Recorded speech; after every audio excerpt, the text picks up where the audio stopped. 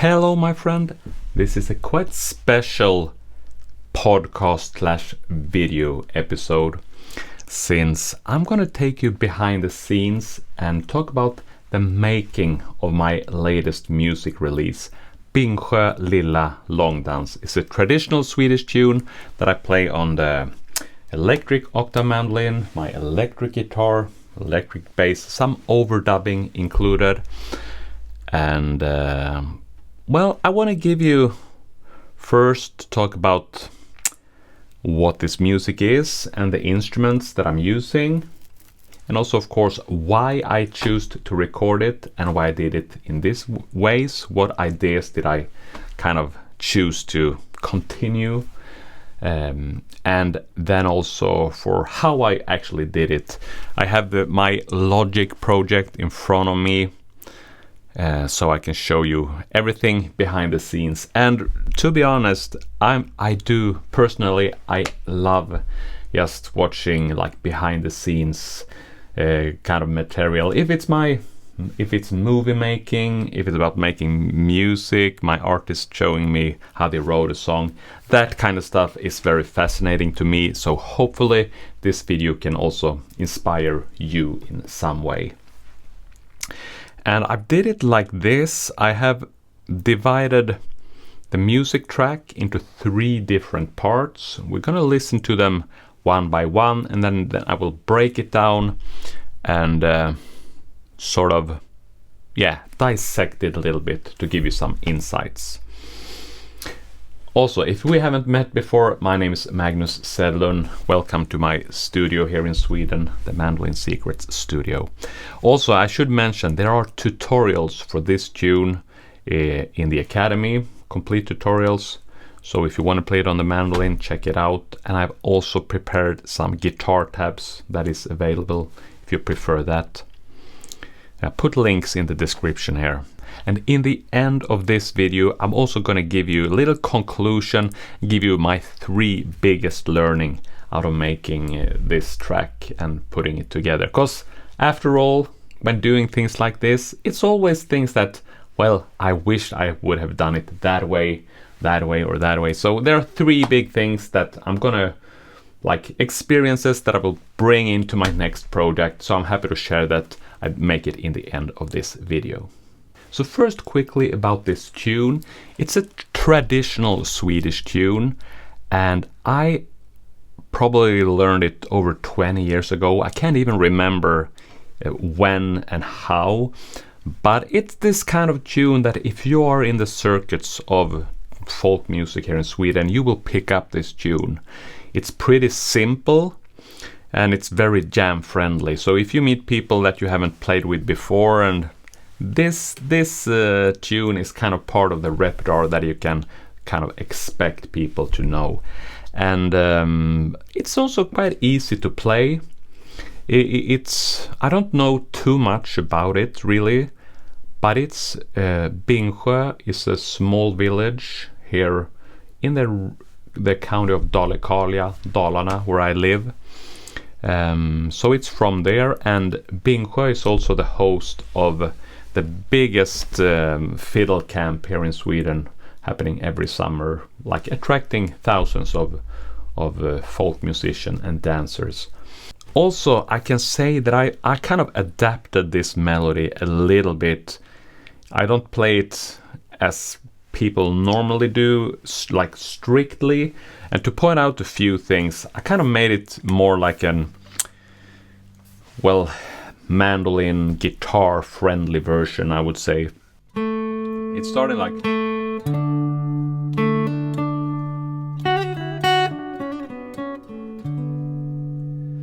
and same thing again. So it's always starting like that. In my variation, I do this pickup. I do it sometimes, or even. So right there you will see a little difference. So if you heard it played in another version, that's pretty natural. And for the B part, there is this very repetitive, same thing happened again, but when in my version, so a little like an ornamentation, string ornamentation, and even I played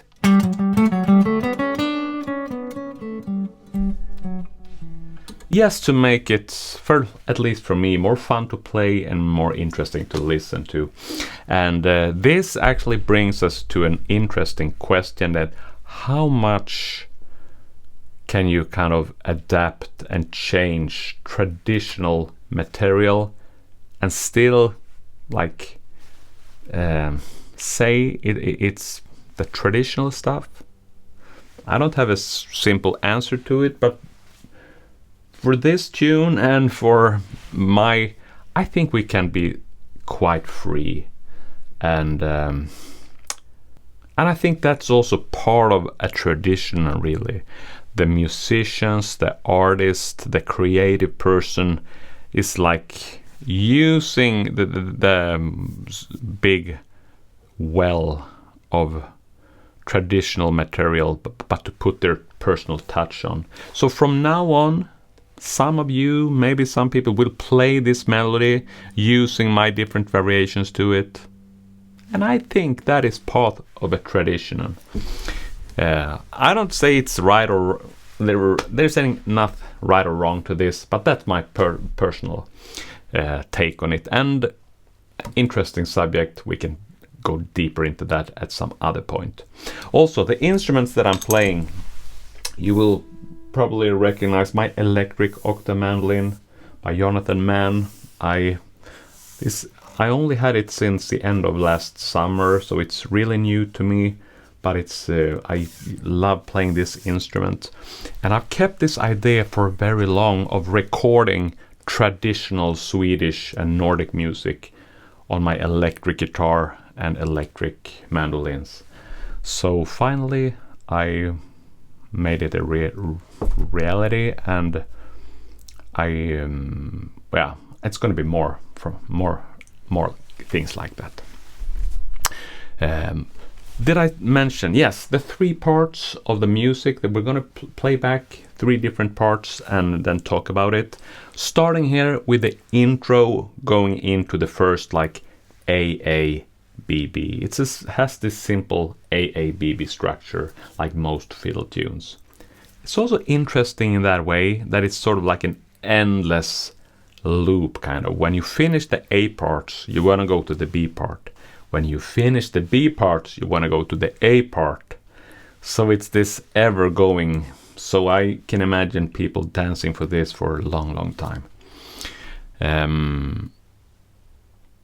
Yes, well, let's listen to it, and then I talk a little bit about the details around it.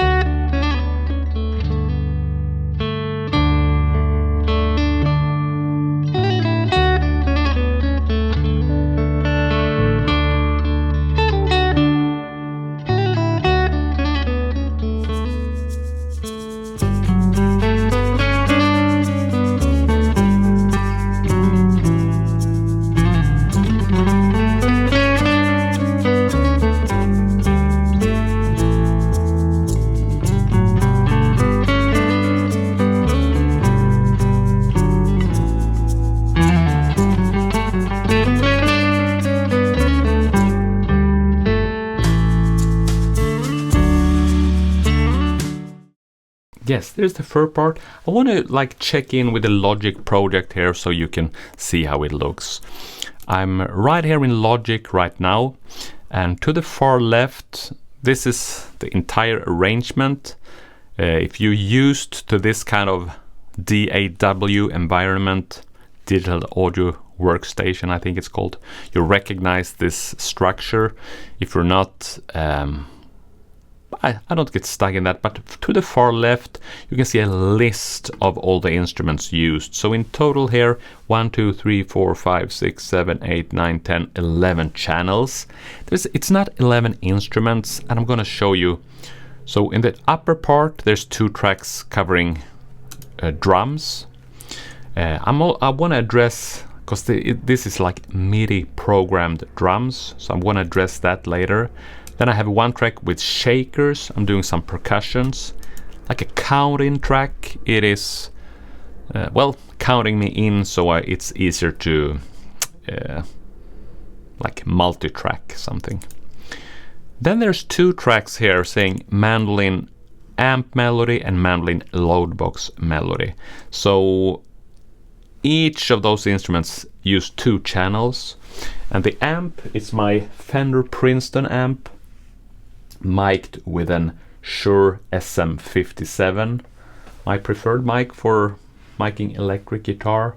I haven't tried that many others, to be honest, but sounds great. I'm going to put also a link in the description to this gear if you want to check it out. Well, if you're like me, you're interested in that kind of stuff. So some of you might be.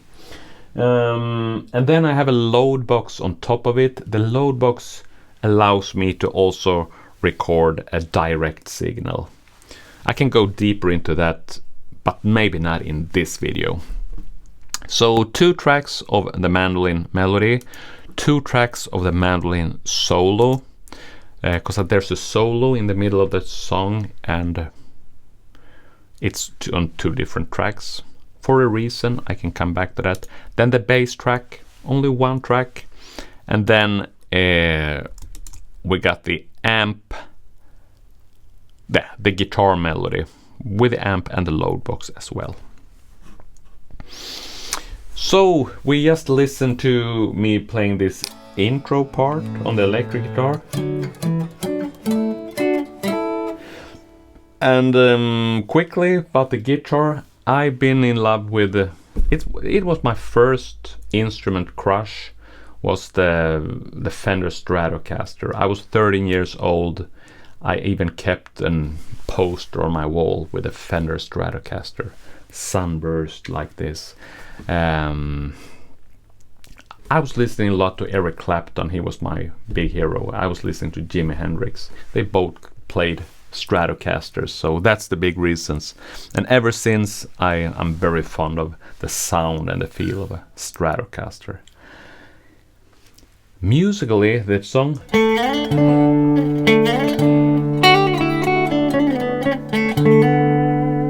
also, I can say the first traditional music that I ever played was on the electric guitar. It was my guitar, well, my music teacher when I was 15 years old, who taught us in march. I remember we even performed it, and so it's not that it's new to me to play this music on the guitar. It's just that, well, I haven't like, well, it's about time to bring it back again and do it more.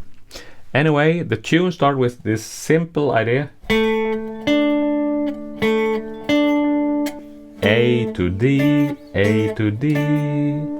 And for the intro, I'm kind of using that idea, using some double stops, and it looks like this.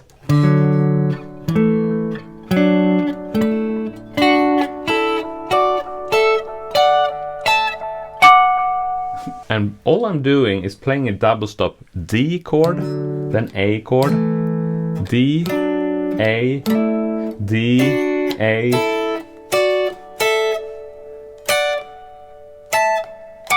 And I'm doing it up and down, sort of. So it's really taking, that's how I like treating, like arranging traditional music, because there is no more than a melody. That's the only thing I have to, so what can I get out of it? And kind of to take in the essence of a melody. Well, that little thing, it comes.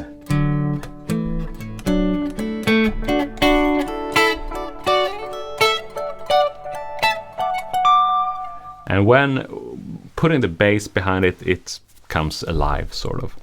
And then we going into the melody part. I already talked about it, a few variations I put there, so not too much to say around that, I think. And you can see that I'm kind of using the guitar for the intro, then the melody on the octave mandolin, so I wanted it to be like a little bit back and forth. Also talking about I don't play any like chords in terms of playing backup.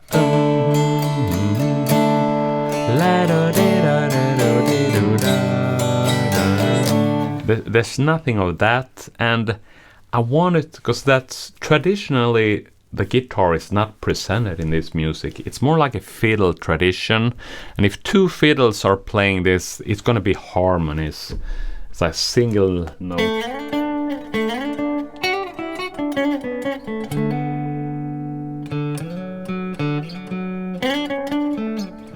So that's, I do it like that also. So it's like more like melodic harmony to it, but it's like I have like a chord structure in my head when putting together harmonies like that. The harmonies are also included in the tutorials. Is there anything else to say about that? Well, not really. It's sort of intro. So also it is a little bit like a pop kind of structure to it, pop song structure with the intro kind of idea, because that is, I want it more like a band kind of feel, using drum kit, bass, so it's a little like pop folk in a way. Well, yeah, that's just how I heard it in my head. So let's listen to the guitar and the octave mandolin doing this harmonies kind of thing, shifting. And also one thing that I do, I like to play it in two different octaves. So on the guitar,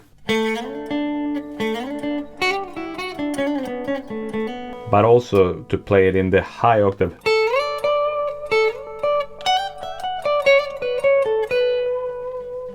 So we're kind of using the upper part of the thing, and I ended up using it like playing it one low octave, high octave, jumping back and forth.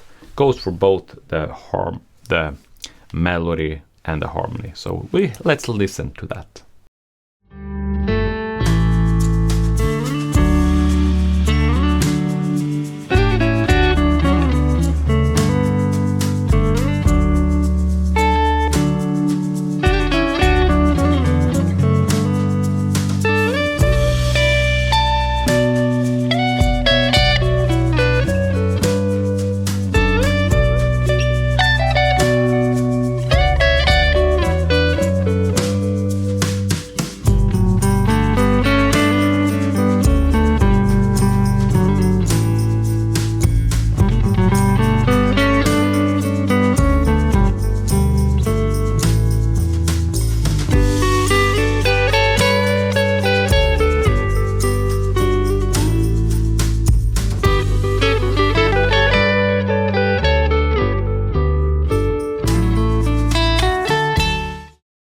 Yeah, so besides the mandolin and guitar, there's also the bass kind of playing continuously from the start to end.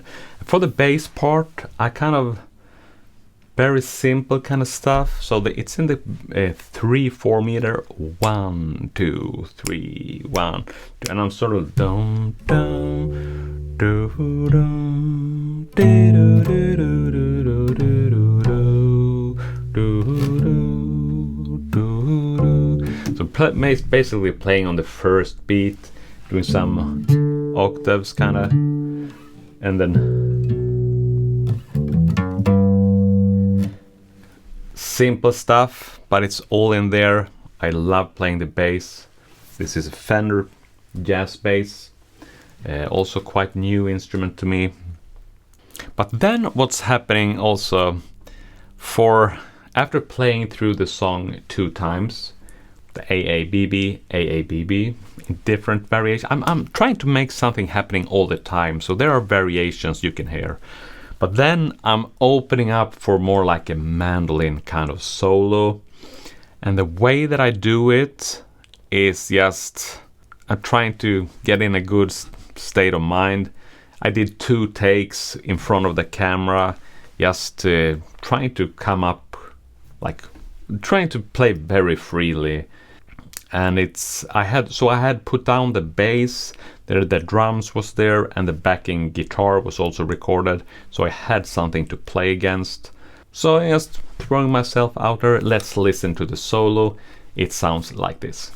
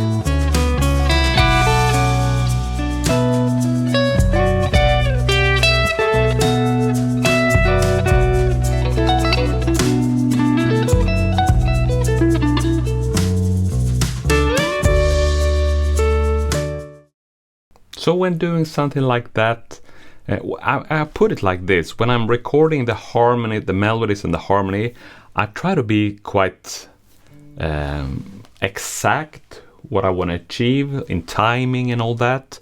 For this part, I can play more freely, and I try not to overthink it.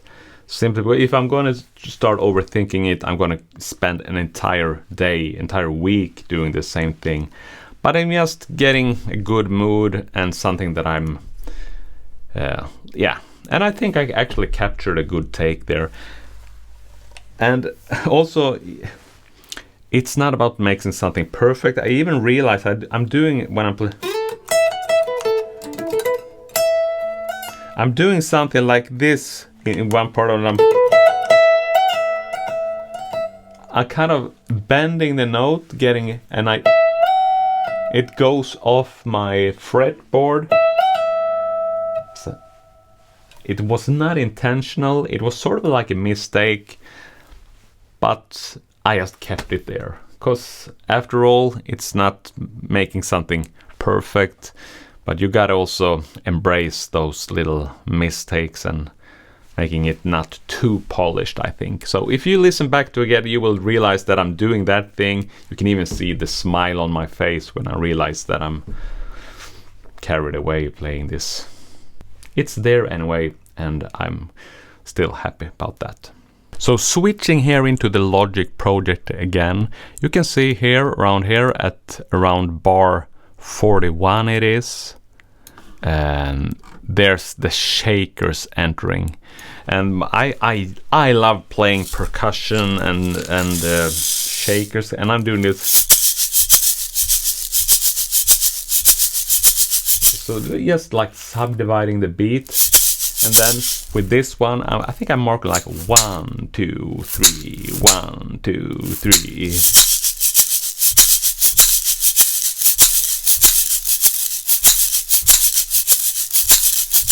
That kind of thing. So just something to give it a little more organic feel and giving like a drive to it. Because what I as I said, I did use programmed my MIDI drums for this.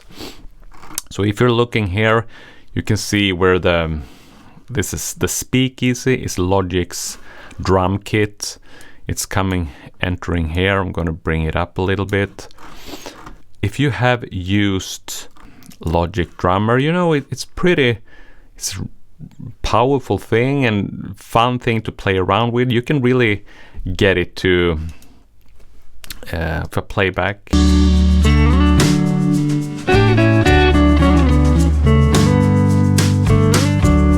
So the way that you're programming the Logic Drummer, you can do it in different ways. But I'm using, like, you can set it up to kind of match the music the way you want it. I'm using this manual feature where I'm programming the drums myself. I did set up a 4-bar length, and so I mean, to be able to do this, you gotta have a little bit of experience with either drumming or, of course, drum programming. So I get the basic groove kind of to match my needs, and you can put variations to it, things like that. And I wasn't sure when I started if I'm gonna use it or not, but my experience, I think timing wise, it works for me when I can play to a drum track. The timing thing works out good for me. It's difficult to add drums to something I've already played, but this way it works. Then it's a question of the sound. Is the sound as true as a real drummer? No, it isn't, and it's not like as vivid as a real drummer. But still, I decided, well, it's my music idea is there. So in this way I kept the MIDI drums. But one thing though, if you are using, I can tell you, so once you have used the Logic Session Drummer to create a drum track like this, to be able to edit the very small details of this, you can use, if you right click and section like this, you say, here it says convert to MIDI region. That's what I did, and that's why it's a second track for the drums. So it's basically taking that information to a new track, and right here I can open this one up and I can start editing the final like a sequence window where I can change like individual notes and things like that. So that's so the workflow is, if you're gonna use the Logic Drummer or something similar, you start with the draft using the plugin, sort of the features of that. Then when you're coming to the final end, when you want to like fine-tune things, then makes the MIDI events out of it so that you can control all parameters. That's my my preferred way of doing it. And for example, so to be able to control the volume of, let's say, the snare drum, I actually, because there are different sounds of the snare drum involved in this pattern. There are like these brushes, kind of, but then there's also like when it's actually striking the. So I had to go in and kind of change the velocity of all those individual snares. That's technical kind of thing, but if you are into drum programming, I would say the Logic Drummer works just fine, and especially for getting like musical ideas, try them out. But in this case, I kept them all the way until the final mix. So zooming out here a little bit, you can see it. Here is the complete arrangement. So we have listened to the different parts. We haven't listened to the outro after the solo. Nothing really fancy happening there, nothing worth pointing out. Yeah, that's pretty much it. If there are questions around it, please put it in the description below or in the community of Mandolin Secrets Academy. I'm happy to answer everything you're wondering of. And I also here in the conclusion, I want to share the 3 biggest learnings I had out of doing this. First of all, I had so much fun doing it. Yes, this is a creative process that is very fulfilling for me. So the first thing that I would do different is to try to find different sounds for the mandolin and the guitar. I did the mistake of dialing in my favorite tone for both instruments. I played it through the same amp, and it turns out they sound almost identical. Not identical, I can still hear the differences, but they are close enough, simply because I was just, well, I love this sound and for the both of them. So that means I don't think they kind of stand out enough for making a perfect mix. I would for my next project, I will try to separate them slightly without sacrificing too much of my ideal tone, of course, but something that makes them like interplay better when they're being more different. And the second learning that I'm going to make change different next time is around the the drums. And I told you that I've been in and started editing the velocity of individual drum strokes. And first I was trying to use other methods to dial in. So the problem was I could hear the brushing of the snare drum, like good, I think, like I wanted it. But then when it was hitting the snare, they were too loud. And I was trying to attack this from like adjusting the volume of the snare drum. I was trying to add a compressor and try different things like that. But I realized, no, you gotta go into the actual event level and change that. So if I have done that from the very start, it would have saved me a lot of time and frustration, actually. So, and also I'm working on a new music piece right now. For this one, I kind of engaged a professional session drummer to do the drumming. And hopefully that will give more character and give me a better result even. And it's also, of course, fun to include another person in this project. But if I'm going to use the Logic drummer and program drums again, I know how to kind of tackle the problem with the different levels of the different snare drum techniques. Then my third and the final learning of this tune, I'm going to at an early stage trying to decide the length of the track and the song that I'm working on. Because in this case, I had recorded a few more minutes of music, and then I realized I don't want it to be this long, so it came down to a lot of editing, and also, of course, like it is in this, you know, kill your darling sort of, so I couldn't like put all my ideas into this arrangement, because I think it's about 3 minutes 30 seconds right now. If I just have thought about it from the start, I kind of knew that is actually what I'm going for this tune, more than enough to actually present my musical idea for this. So for my next project, I'm gonna ask myself a little bit earlier, maybe not from the get-go, but hey, keep an eye on the length of this track. You know you don't want it to be 5 or 6 minutes. Or maybe at that point I want it to be like that because there's enough musical material or ideas, but so that's one thing that I'm definitely gonna try to ask myself a little bit earlier, because that would also have saved me time and headache if I have realized you got this length, you got all those ideas, how can we arrange it so you get everything together? Because in the very end, I haven't like sacrificed too much.